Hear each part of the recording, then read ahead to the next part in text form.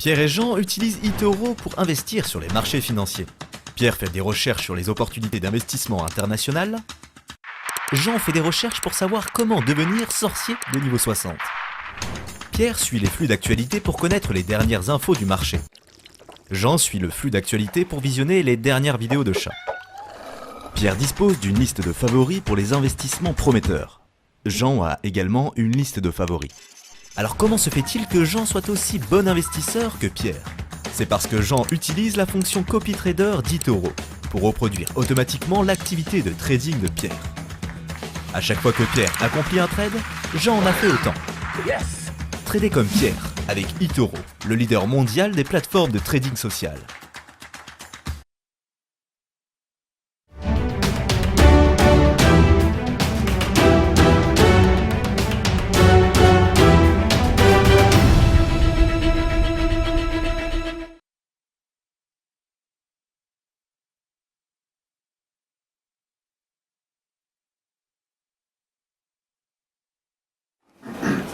Retour sur le plateau de TV Finance, tout va bien à la Bourse de Paris avec un fort rebond du CAC 40, plus 2,46%. Et je me tourne vers nos amis et spécialistes d'eToro puisque c'est le moment très attendu du broker du jour. Antoine Fraissoulier, bonjour, merci d'être avec nous. Et puis David Derry, merci également d'être notre invité. Alors, un point sur le CAC 40, Antoine, si vous le voulez bien, sur les valeurs parisienne, on corrigeait hier et puis là c'est reparti, il y a une nouvelle séquence qui s'ouvre là. Oui, alors effectivement, c'est vrai que les marchés la semaine dernière donc ont corrigé un puissant rallye haussier qui a été mis en place depuis un mois. La semaine dernière donc le CAC a quand même corrigé de 7%, donc une volatilité assez impressionnante. On pouvait imaginer que eh bien ça poursuit, la baisse se poursuive puisque on a des rumeurs comme quoi il y a une seconde vague de contamination en Chine, aux États-Unis également.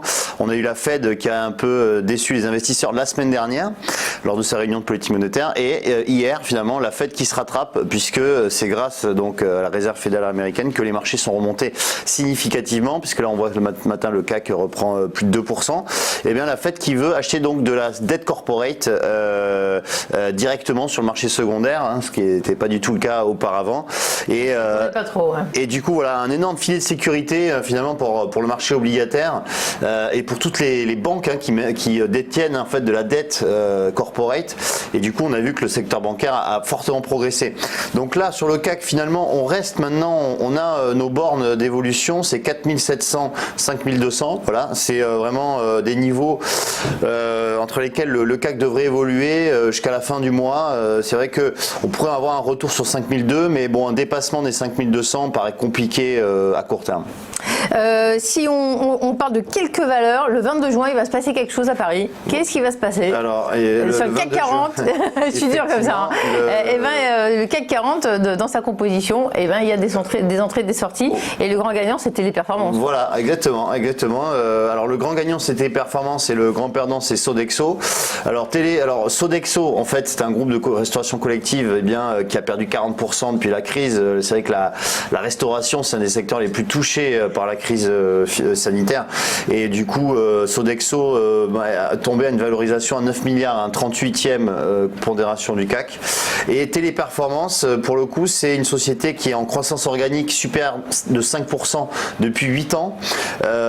C'est un cours qui a multiplié son cours de bourse par 8 depuis 10 ans. Voilà, donc on a un titre Sodexo qui fait logiquement son entrée dans le CAC 40. Quand on regarde déjà la performance en 2019, on voit que le titre est passé de 130 € à 240 €, donc on a eu quasiment un doublement du titre. Bon, la crise est passée par là, mais on voit que depuis le 20 mars, depuis le rebond des marchés, on voit que le titre a vraiment fortement rebondi. Je rappelle, Téléperformance, c'est un spécialiste des centres d'appel et notamment la relation client. Ouais. Relation client, et c'est vrai que pendant le confinement, le groupe a maintenu ses ces activités critiques comme la hotline dédiée au coronavirus que le gouvernement avait mis en place. Alors moi je croyais que le secteur automobile, il fallait un petit peu s'en méfier là avec ces dernières semaines, et vous nous dites qu'il y a des opportunités dans le secteur. Oui, il y a des opportunités puisque effectivement on a des valeurs qui ont été massacrées pendant la chute des marchés au mois de février-mars, et c'est vrai que le secteur automobile en fait partie. Alors Valeo, c'est un équipementier automobile qui effectivement, si on regarde sur le long terme, un titre qui est vraiment massacré, puisqu'on est passé de 65 € en 2017 à 10 € au plus bas. Voilà, c'était au mois de mars. Ouais. Et on voit qu'on a une reprise du titre assez intéressante. On a aussi Bank of America qui est passé positif acheteur sur le titre avec un objectif à 27 €. Et c'est vrai que selon plusieurs bureaux d'études, c'est un groupe qui devrait profiter davantage de ses concurrents à la transition électrique, sur les véhicules électriques, puisque Valeo est spécialisé là-dedans. Donc potentiellement un bon retournement des cours de bourse sur le titre Valeo.